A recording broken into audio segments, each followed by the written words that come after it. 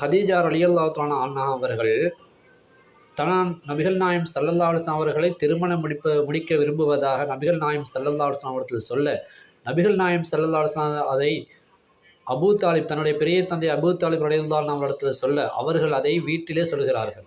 வீட்டிலே எல்லோரிடத்திலும் ஆலோசனை பண்ணுகிறார்கள்.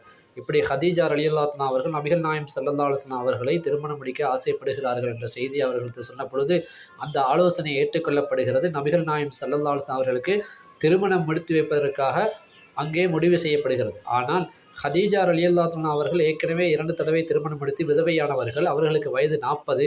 நபிகள் நாயம் ஸல்லல்லாஹு அலைஹி வஸல்லம் அவர்களுக்கு இதுதான் முதல் திருமணம். அப்பொழுது ரசூல் ஸல்லல்லாஹு அலைஹி வஸல்லம் அவர்களுக்கு வயது 25. ஹதீஜா ரலியல்லாஹு அன்ஹா அவர்கள் மிகப்பெரிய செல்வ சீமாட்டியதாக இருந்ததனால் மக்காவில் இருந்த பெரிய பெரிய பணக்காரர்களெல்லாம் அவர்களை ஹதீஜா ரலியல்லாஹு அன்ஹா அவர்களை திருமணம் முடிப்பதற்கு விரும்பினார்கள். ஆனால் ஹதீஜா ரலியல்லாஹு அன்ஹா அவர்கள் அதற்கு விருப்பப்படவில்லை. நீண்ட காலமாக விதவையாகவே இருந்த அவர்கள் நபிகள் நாயம் ஸல்லல்லாஹு அலைஹி வஸல்லம் நற்குணத்தை பார்த்து, நேர்மையை பார்த்து அவர்களை திருமணம் முடிக்க ஆசைப்பட்டுத்தான் அவர்கள் இந்த ஆலோசனையை அவர்கள் கேட்கிறார்கள். இப்பொழுது திருமணம் முடிவு செய்யப்படுகிறது. திருமண வெகு விமர்சையாக நடைபெறுகிறது.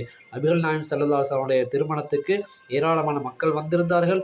அதே நேரத்தில் தனக்கு சிறிய வயதில் பாலூட்டிய செவிலித்தாயான ஹலீமத்து சாயிதியா ரலியல்லாஹு அன்ஹா அவர்களும் அழைக்கப்பட்டிருந்தார்கள். அவர்கள் திருமணம் முடிந்து செல்கின்ற நேரத்திலே நபிகள் நாயம் ஸல்லல்லாஹு அலைஹி வஸல்லம் அவர்கள் ஹலீமா சாயிதியா ரலியல்லாஹு அன்ஹா அவர்களுக்கு ஏராளமான அன்பளிப்புகளை கொடுத்து அனுப்பிவிடுகிறார்கள்.